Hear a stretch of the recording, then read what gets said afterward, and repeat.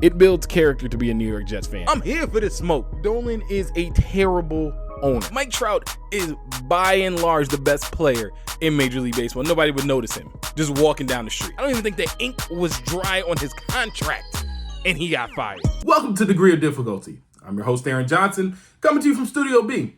Now, it's been 2 weeks since I've last dropped an episode, and in that time, the New York Yankees still can't hit. The NFL draft is right around the corner. And of course, the NBA playoffs are finally here, minus the Lakers and the Knicks. As the postseason in the NBA gets kicked off Saturday afternoon, the race to the Larry O'Brien Trophy begins. And after the playing games wrapped up, and I'll be the first to admit them Jones was pretty entertaining, one thing is utterly true coming into the remainder of the postseason. Trae Young really is the villain this league needs right now.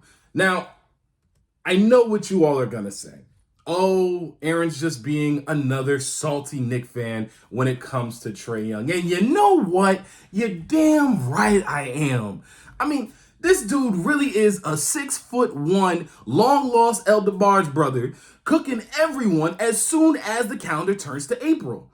It doesn't make any sense. And full disclosure, that El DeBarge joke belongs to Bomani Jones. But while I've chanted an expletive or two when it comes to ice cold Trae, the reality is he really is the soap opera villain that is simply here to entertain. Are you not entertained?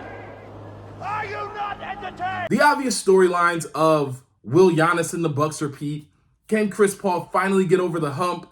Or will the shrimp on the barbie, known as Ben Simmons, really play for the Nets in the postseason? They're all really great stories to follow, and that's what the NBA is here for. They give you great stories. They give you things that really suck you in. It's a soap opera.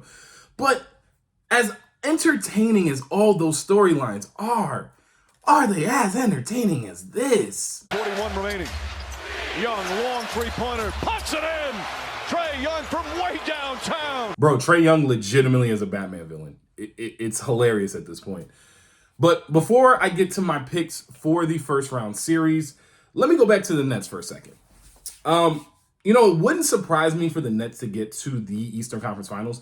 They have two of the best players in the world, if we're being completely honest about it. And as much as I love to make fun of KD and Kyrie Irving, Kevin Durant is legitimately a top 15 greatest player of all time. And Kyrie Irving is, in my humble opinion, the best ball handler I've ever seen. But the fact that it will probably come down to whether or not a dude that is legitimately terrified to shoot a basketball should make all 13 of the Brooklyn Nets fans very, very nervous. I mean, Simmons hasn't played all year, and if you ask me, has an injury so imaginary that someone actually tried to adopt it from Madam Foster. I mean, at this point, I think the Nets are still good enough to get to a conference final, but unless they get Simmons, I don't think they're going to go any further than that. I mean, Kyrie and KD are great, but that team around them really isn't. Seth Curry has some experience, but I don't foresee that team getting past the Eastern Conference Final, unfortunately, without Ben Simmons.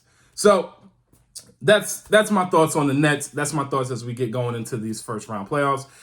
I'm going to go to the notebook for my picks. So I got Utah in 6, Memphis in 7, Philly in 7, Denver in 6, Miami in 6, Brooklyn in 7. That's going to be a really good series against the Celtics. And, I got to always go against Boston.